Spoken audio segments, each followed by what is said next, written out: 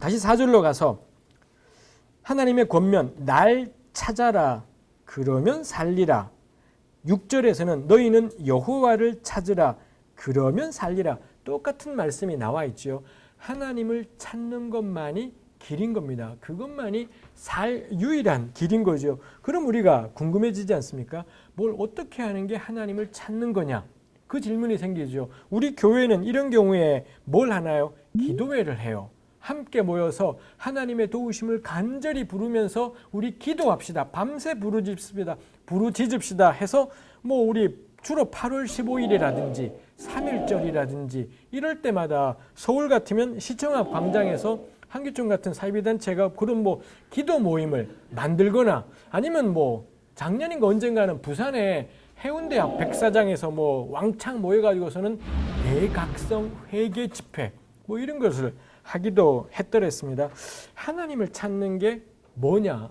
이게 관건인 거죠. 우리 교회에서 맨날 설교할 때도 하나님을 찾읍시다. 그래서 뭐 할까요? 우리 기도를 합시다. 우리 성경을 좀 열심히 공부합시다. 이런 결론들이 나오죠. 5절에 베델을 찾지 말며 길갈로 들어가지 말며 부엘세바로도 나가지 마라. 찾으라라고 했고요. 4절과 6절이 찾으라, 5절은 찾지 마라. 의도적이죠. 요건 찾는 게 아니다라는 겁니다. 찾아야 되는데 하나님 찾는 게 길인데 하나님 찾는 게 적어도 아닌 건 뭐냐? 베델, 길갈, 부엘세바 가기. 아까 이야기했죠. 요 세 군데는 아주 중요한 성지이지요. 아주 중요한 성지. 거기 가면은 이런 성지들이 왜 의미가 있겠습니까? 하나님이 야곱에게 하셨던 약속을 되새겨 보면서 야곱의 후손 된 우리들은 어떻게 그 은혜를 기억할지 이거이지 않습니까? 성지 가면은 이거 하면서 하나님께 제사 드리는 것이지요. 근데 그거에 대해서 아모스는 딱 잘라요. 그딴 데 가지 마라. 성지 순례 같은 거 그딴 거 하지 마라. 라고 이 말씀을 하는 것이 있죠. 이거 우리 생각해 볼 만합니다. 전 전에도 한번 말씀드렸습니다만 이스라엘은 성지이지 않아요. 그냥 이스라엘인 겁니다.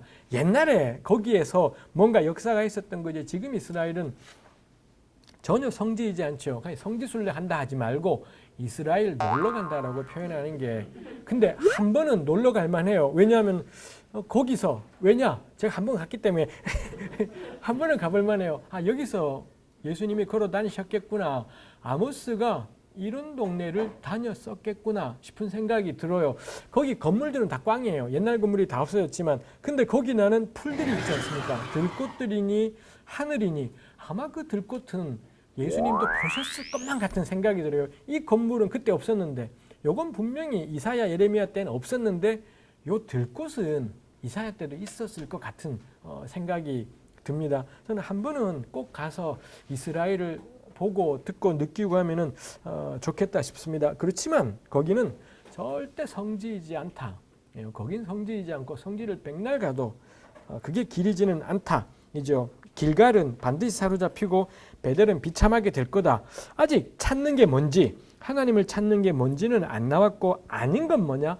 성지 찾아가서 제사 드리기, 즉 제의적인 방법으로 해결하려는 시도들을 무산시켜버리는 말씀이다 싶어요. 더 많은 예배, 더 많은 교회 모임, 절대로 그게 해결책이지 않겠다. 이죠. 심지어 6절 끝에는 그가 불같이 요셉의 집에 임하여 멸하시리니 베델에서 그 불을 끌 자가, 베델에 불이 나버렸는데 불을 끌 자가 없다. 아무 소용이 없다. 이지요. 7절부터 우리 아까 본 짜임새에 따르면 고발 말씀이 13절까지 가요. 정의를 쓴쑥으로 바꾸며 공의를 땅에 던지는 자들아. 정의와 공의라는 단어가 나오죠. 정의와 공의를 설명하자면 겁나 길지만 간략 공의는 올바른 관계라고 구약 학자들은 정리를 했습니다. 관계 사이의 올바름. 이거 우리가 그렇습니다. 올바른 관계인 거죠. 그 다음에 제가 궁금했던 게 그거였어요. 올바른 관계의 내용이 뭐지?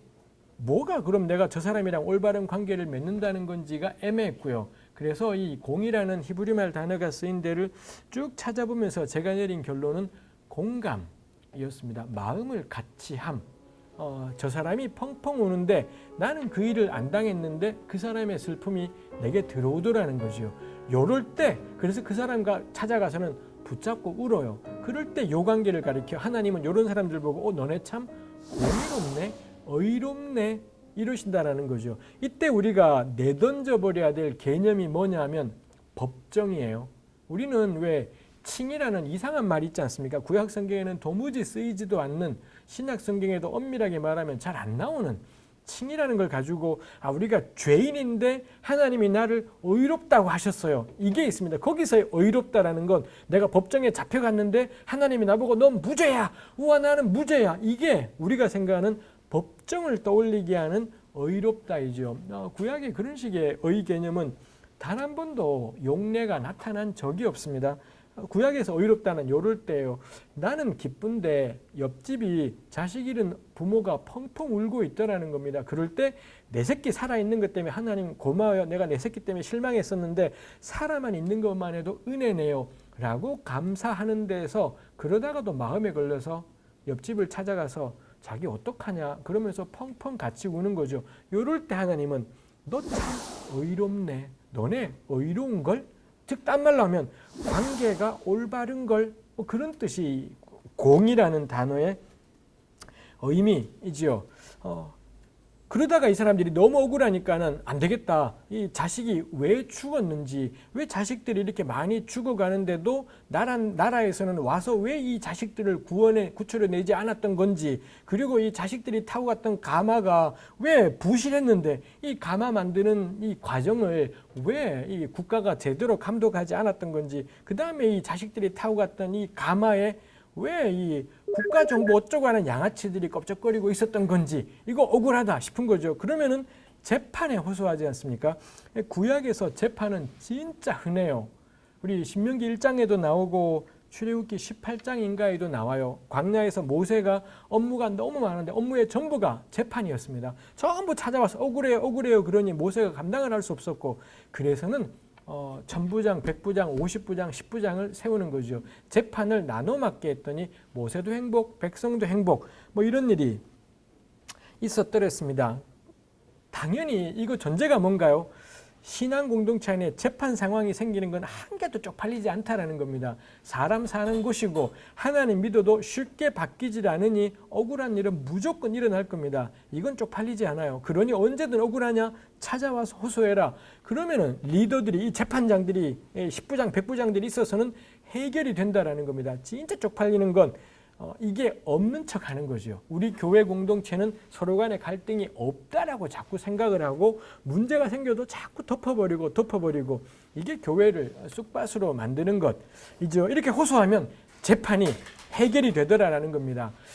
성경에서 정의라고 번역된 히브리 말의 가장 기본적인 의미가 뭐냐? 재판이에요. 재판인 거고, 이 재판이 열리면은 양쪽 이야기를 듣지 않겠습니까? 듣고서는 판결을 하지요. 이 재판이라는 히브리 말 단어가 가진 또 하나의 의미가 뭐냐? 판결인 거고요. 이렇게 판결을 내렸더니 억울한 과부는 기쁨으로 돌아가게 돼요. 이 재판이라는 단어의 또 다른 의미가 뭐냐? 구원이라는 뜻이 있더라는 겁니다. 이 과부를 괴롭히고 착취해 먹던 못된 양아치는 뒤지게 맞고 돌아가더라는 겁니다. 이 재판이라는 단어의 또 다른 의미가 뭐냐? 심판이라는 뜻이 있더라라는 거죠. 해서 억울한 사람은 기쁨으로 돌아가고 양아치는 뒤지게 맞고 돌아갔을 때 이 전체를 가리켜서 정의롭다라고 이야기해요. 그 정의롭다라는 단어가 뭐냐? 재판이다라는 거죠. 그러니 한 단어 안에 재판, 판결, 구원, 심판, 정의, 이 전부가 한 단어 안에 들어있어요. 그러니 이상하죠. 어떻게 한 단어가 이런 많은 의미를 가지지 싶은데 곰곰이 생각해보면 재판에서부터 시작해서 쭉 따져나가게 되면 이게 말이 되는구나 싶은 생각을 하게 되죠. 이게 정의와 공의예요. 공의는 관계이지요. 누군가가 슬픈 일을 당했을 때 나 몰라라 하지 않고 같이 붙잡고 찾아가서 울고 거두는 것이지요. 옥에 갇힌 자를 보면은 자기가 갇힌 것처럼 생각을 하는 거고요. 배고픈 사람을 보면 자기가 배고픈 것처럼 생각을 하는 거고요. 공의를 그래서 다른 말로 바꾸면 내 이웃을 내 몸처럼 생각하는 걸 거고요.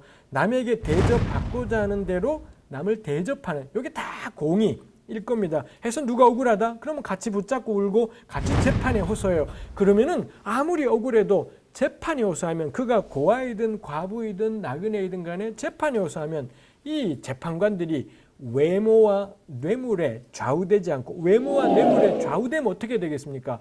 이 힘 있는 사람한테 벌써 뭘 돈을 받은 겁니다. 이런 경우에 이 돈을 건네주는 역할을 하는 게 양아치 같은 변호사들, 김장 같은 쓰레기들이 하는 일이지 않겠습니까? 겁나 이 공부 많이 한 겁나 똑똑한 사람들이 수억 대의 돈을 받고서는 혹시가 무죄라고 이런 짓들을 하고 있어요. 저는 제가 생각할 때 변호사는 합법적인 뇌물이다 싶은 것이 있습니다. 그럴 때마다 느끼는 게 전관예우이지 않습니까? 전관이라는 게 뭔가요? 외모지요. 저분 부장판사였다. 저분 대법원 판사 출신이었어.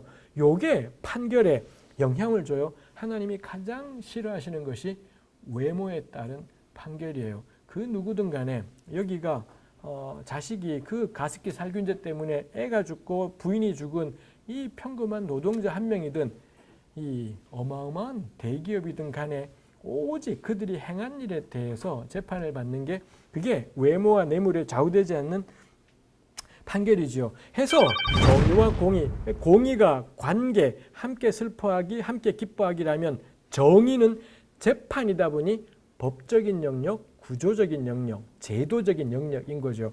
개인의 슬퍼함과 구조적인 접근과 둘을 동시에 담아내는 게 전 정의와 공의의 의미겠다 싶은 겁니다. 근데 7절에 보면 정의를 쓴 쑥으로 뒤집어 버린 겁니다. 이 정의가 있어야지 억울한 일이 없을 수가 없어요. 반드시 사람 사는 곳에는 억울한 일이 있게 되어 있습니다. 근데 찾아가면 해결이 돼야 되는데 정의를 쓴쑥 먹으면 죽을 것만 같은 쓰라린 걸로 만들어버려서 도저히 못 먹게 만들어버렸고요. 공의를 땅에 던져요. 함께 슬퍼하고 함께 기뻐해야 될 걸 이 땅바닥에 쳐넣어버리더라 라는 것입니다. 이런 걸 향해 하나님이 아모스를 통해 고발하시면서 8절 묘성과 삼성을 만드시고 사망의 그늘을 아침으로 바꾸시고 다시 창조주 하나님 이야기를 하지요. 그러면서 9절 패망이 산성에 미치게 된다. 10절 무리가 성문에서 책망하는 자를 미워한다. 사람들이 바른 말하는 걸 싫어해요. 여기 성문은 광장을 의미하는 거죠. 광장에서 책망하는 말 하면 싫어해요. 근데 그 책망하는 말이 뭐였을까? 11절이었겠다 싶어요. 너희가 힘없는 자를 밟고 그에게서 미래 부당한 세를 거두었은 즉 다듬은 돌로 집을 지어도 못 살 거고 아름다운 포도원을 가꾸어도 못 마실 거다. 그렇게 약자를 짓밟고서는 집 짓고 행복하게 살기를 바래 웃기지 말아라. 이런 말씀들을 선포하면 사람들이 싫어하고 미워했다. 이지요. 12절 너희 허물이 많고 죄가 무겁다. 그 허물과 죄의 내용이 뭐냐? 너희가 의인을 학대하고 뇌물을 받고 성문에서 가난한 자를 억울하게 하는 자로다. 이 아모스의 고발 이었다라는 겁니다. 이는 악한 때 이런 고발들이 있지요. 그러고는 14절에 너희는 살려면 어떻게 해야 되느냐? 선을 구하라가 나온 거지요. 이제 이거 우리가 아주 흥미로운 상황이지 않습니까? 4절 6절에는 나를 여호와를 찾으라 그러면 산다 했던 겁니다. 14절 가면 살려면 선을 구하라 이런다라는 거죠. 논리적으로는 여호와를 찾으면 살아요. 살려면 선을 구하라라는 겁니다. 즉 여호와를 찾는다라는 건 무엇을 하는 건가요? 선을 구하는 것. 그게 여호와를 찾는 겁니다. 어라 이게 말이 되냐라는 거예요. 선이라니 너무 막연하잖아요. 너무 뜬금없잖아요. 선이라니 나 교회 다니 우리가 교회 오는 게 선하게 살자 들으러 온 게 아니지 않습니까? 죄인인데 예수 믿으면 우리 맨날 십자가의 신비 어쩌고 저쩌고 하면서 죄인들이 보혈로 말미암아 전혀 선하지 않은 자들이 은혜를 경험하는 것 우린 그렇게 생각하고 교회 좀 다니면 특이하지요. 선에 대해서 개무시하게 돼요. 우리 늘 내가 혹시라도 선행 때문에 구원받는다고 생각할까 봐 벌벌 떨면서 우리 그 노래 어릴 적부터 배워요. 돈으로도 못 가요 뿐만 아니라 맘착해도 못 가요 하나님 나라 하지 않습니까? 우리 그때마다 이 말씀 보면서야 그 생각이 들어요. 착하게 나라 이 도둑놈들아 싶은 생각이 드는 겁니다. 우리 교회는 착해져서 구원받을까 봐 벌벌 떨면서 아니야 선행으로가 아니라 믿음으로 가. 에라 양아치들아 착하기나 해라. 뭘 좀 착하게 살기나 하고 그딴 소리 해라 싶어요. 지금 우리 세상에서 한국 교회가 욕먹는 거 착해서 욕먹는 적이 한 번도 없지 않습니까? 유별나게 착해서 어리숙하고 사람들이 너무 착하고 바보 같고 이용하기 딱 좋아서 그래서 욕먹는 기독교인은 만날 길이 없어요. 더 머리 겁나 굴려대고 더 치사하고 더 이기적이고 그러고 입만 열면 난 예수 믿어서 천국 간다라고 에라 양아치들아 싶은 생각이 들지 않습니까? 저도 그 말을 들을 가능성이 있겠습니다만 이거 생각해 볼 만해요. 웬 뜬금없는 선이냐. 우린 선을 너무 우습게 생각하는데 결국 예언자들이 도달한 지점이 어디냐? 선을 구하고 악은 구하지 마라. 이죠. 이 선을 구하라는 게 이사야 1장 16절에도 나옵니다. 너희가 선행을 배우고 이사야도 대조를 뭐랑 시켰냐? 제사랑 대조시켜요. 극심한 제사랑 대조시켜서는 선을 구하라 그랬던 거고요. 미가의 왜 천천의 수양 만만의 기름 자식 뭐랄까요? 그러더니 예언자가 겁나 담담하게 사람아 주께서 선한 것을 너에게 보이셨다고 선을 보이셨다라고 이렇게 이야기하는 것이 있죠. 선을 구하고 악을 구하지 마라. 그러면 하나님이 함께 하실 거다. 15절 14절은 선을 구하고 악은 구하지 마라 그러더니 15절은 악은 미워하고 선을 사랑해라. 일부러 교차 배열한 거죠. 선, 악, 선 이렇게 한 겁니다. 악을 미워하고 선을 사랑하라 하고는 한마디를 더 붙인 것이 성문에서 정의를 세울지어다. 즉 14, 15는 선은 구하고 악은 구하지 마. 악은 미워하고 선을 사랑해. 딱 대칭을 시키고 나머지 하나가 성문에서 정의 세우기. 결론은 뭘까요? 성문에서 세워진 정의야말로 여호와를 찾는 것의 본질이구나. 그게 저는 이 아모스 5장이 명확하게 우리에게 이야기하는 바이지요. 베델이니 길갈이니는 성전이지 않습니까? 결국 아모스의 선포를 한마디로 말하면 성전이 아니라 성문이다 라는 겁니다. 교회가 아니라 일상이다 라는 거죠. 교회에서 결판 내지 마라. 직장에서, 광장에서, 이 성문으로 대표되는 광장, 삶의 현장, 일터, 여기가 여기에서 세워지는 정의, 이게 관건이지 성전에서 드리는 제사는 절대 관건이지 않다 이죠. 여기 이 말씀은 성전 제사를 부정하지 않습니다. 다만 성문에서 세워진 정의가 없는 성전 제사는 헛짓이다. 이게 아모스의 선포인 거죠. 그러니 제사 자체는 하나도 문제되지 않습니다. 열심히 제사할 일이겠습니다. 다만 정의로운 일상이 없는 예배는 무의미하다라는 게 우린 근데 안 그렇게 생각해요. 일상에 정의가 하나도 없는데도 예배하다 보면 은혜 주신다라고 생각하는 것이 있습니다. 그렇지 않다. 그렇지 않다인 거죠. 이게 없다. 이거 꽝일 거다. 예배하지 말자 이지 않아요. 사실 우리 그렇죠. 일상에 정의를 행하려고 할 때마다 하지 못하는 우리 자신들을 발견하며 절망할 거고요. 그러니 주일 공동체가 모여서는 서로 사랑과 선행을 격려하는 겁니다. 사랑하며 살아가기, 선을 행하며 살아가기를 주일 모임을 통해 격려하고 권면하고 이 공동체의 중보를 통해 힘을 얻어서 나가서 싸우는 거죠. 주일 모이는 유일한 이유는 주중에 일상의 정의를 위해서 함께 삶을 나누는 이게 주일 모임이죠. 근데 여기 계신 분들은 모르겠습니다. 제가 지금 다니는 교회도 그렇고 교인들이 있다 보니 3부로 드리지 않습니까? 아침 7시에 와서 예배드리고 보통은 11시에 오는데 뭐 그날 바빠서 7시에 와요. 그런 경우들은 대부분 앞만 봐요. 목사님만 뒷다리다 보다가는 집에 가면서 나는 주일을 지켰다요. 무의미하지요. 주일은 앞 바라보는 날이잖아요. 옆에 바라보고 사랑과 선행을 격려하기. 이게 주일 모임의 이유예요. 주일날 가서 예배만 드리고 갈 거나 가지 말아라. 그렇지 않아. 일단 가긴 가야 돼요. 일단은 가야 되죠. 일단은 가야 되지만 내가 그날 거기 간 예배는 우리 집에서도 할 수 있습니다. 하나님과는 어디서든 만날 수 있어요. 공동체는요. 거기밖에 만날 길이 없잖아. 엿새 동안 각자 다 바쁜데 우리 식구들 얼굴 한 번을 볼 수가 맨날 카카오톡 하고 있지 않습니까? 카톡 하다가 주일날만큼이라도 오프라인으로 만나서는 이 친구의 혈색을 보고 손 한번 만져보고 형제들끼리 자매들끼리 말이죠. 만져보고 그 다음에 안부를 나누고 격려하고 자기 힘들었던 거 이야기하고 이게 주일 모임인 겁니다. 근데 주일 와서 하나님만 보고 갈 생각을 해요. 오지 마라. 집에서 봐라. 집에서 하나님 연락해 보고 물론 저건 있겠죠. 공동체와 더불어 하나님께 예배할 때 은혜가 커요. 우리 함께 모여서 한 목소리로 하나의 찬송을 부를 때 그 자체가 굉장한 은혜이지 않습니까? 우린 그게 하나님이 은혜를 주신다 하지만 맞는데 공동체와 더불어 예배할 때 엄청난 힘이 된다라는 겁니다. 그러니 주일날 와서 지 혼자 설교자만 바라보고 앉아있다가 휙 갈 거라면 이건 종교예요. 그냥 종교나 이거 절대로 삶을 바꾸지 못할 겁니다. 공동체랑 찢고 볶아도 안 바뀌는 판에 달랑달랑 예배만 드리고는 그렇겠다 싶지요. 해서 아모스는 예배를 없애자이지 않습니다. 예배가 의미 있는 유일한 까닭은 일상의 정의. 이 예배 드리면 그리스도인들이 점점 바뀌어간다라는 겁니다.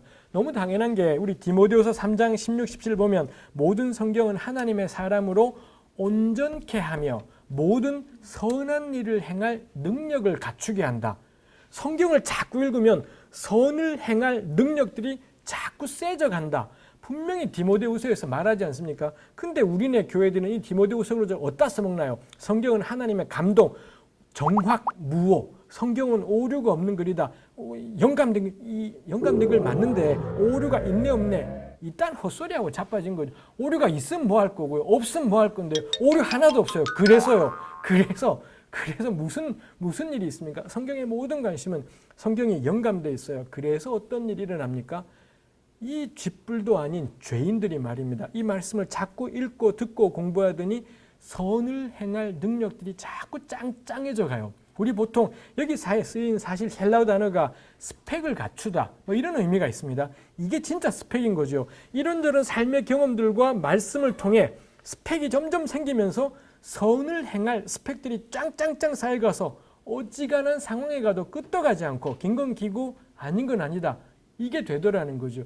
그게 성경의 능력이죠. 근데 우리 교회는 성경의 정확 무호를 위해 목숨 걸고 싸우느라 이 삶의 무호함에 대해서는 완전히 포기해버리고 우리 너무 흔한 게 우린 전적으로 무능한 죄인인 거고 완전 타락한 존재이기 때문에 그래서 십자가가 필요해.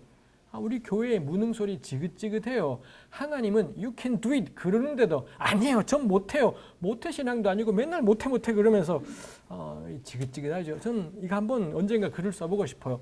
전적 타락 교리야말로 우리 교회를 가장 타락시킨 교리일 거다 싶어요. 모든 선한 일에 대해서 기독교인들은 지레 포기해요. 전부 지레 다 포기했고요. 남은 건 내가 할 수 있는 건 아무것도 없어요. 남은 게 뭔가요? 복음을 전하는 것. 이거 외에는 아무것도 없어져 버리지 않습니까? 아주 못돼 먹은. 그러니 세상에서 이 복음 전하는 것 외에는 아무것도 무능해져 버렸어요. 백해무익하죠. 무슨 도움이 돼요? 이런 사람들이 있으면은 무슨 도움이 돼요? 직장에 이런 신실한 그리스도인이 들어오지 않습니까? 오매불만 관심이 전도하기예요. 직장일에 관심이 없고 시간 남으면 교회 가버리고 직장 모든 사람들을 전도하려고 해요. 아니 이 사람이 월급을 받을 자격이 있습니까? 이런 사람들을 고용하고 월급을 주는 게 말이 돼요? 전도 그만하고 일 좀 해라. 내가 하는 일을 귀하게 여기고 이거 성직이기 때문에 목사만 성직이 아니 이게 다 성직이니 이 일을 귀히 여기고 열심히 할 텐데 이건 안 하고 업무 시간에 틈만 나면 성경을 보고 앉았네요. 틈만 나면 기도하고 자빠졌어. 교회 가서 해라. 주일날 교회 가서 하고 일해라. 일을 해야 되는데 자꾸 다른 거예요. 무익한 존재이지 않습니까? 사회에서 만약 이런 기독교인이 많아진다면 진짜 쓸모없을 겁니다. 반만 축낼 가능성이. 근데 누군가는 열심히 일을 하는 사람이기 때문에 회사가 굴러가고 월급이 나가요. 근데 우리의 기가 막힌 논리는 내가 기도해서 회사가 잘 되는 거라고 우리 그렇게 생각하지 않습니까? 철벽이에요. 완전 철벽 논리이기 때문에 끔찍해요. 제가 너무 지나치게 말한 것이 있지 않습니까? 여러분들 아시지 않습니까? 제가 겁나 치우쳐서 말하는 게 있으니 그런가 보다 하셔야 되겠습니다. 우리 시간이 갔지만 한 가지만 하고 후반부도 그렇죠. 후반부 그래서 21, 22, 23까지 제사 자체를 거부하는 듯한 인상이 있지만 근데 제사 거부이지 않습니다. 모든 강조점은 24절 오직 정의를 물같이 공의를 마르지 않는 강같이 흐르게 하는 것. 그게 아모스가 온 힘 다해 외치고 싶은 바라는 겁니다. 내가 여호와를 경외한다라는 것의 의미가 뭐냐? 정의와 공의가 강물같이 흐르는 삶이더라는 거죠.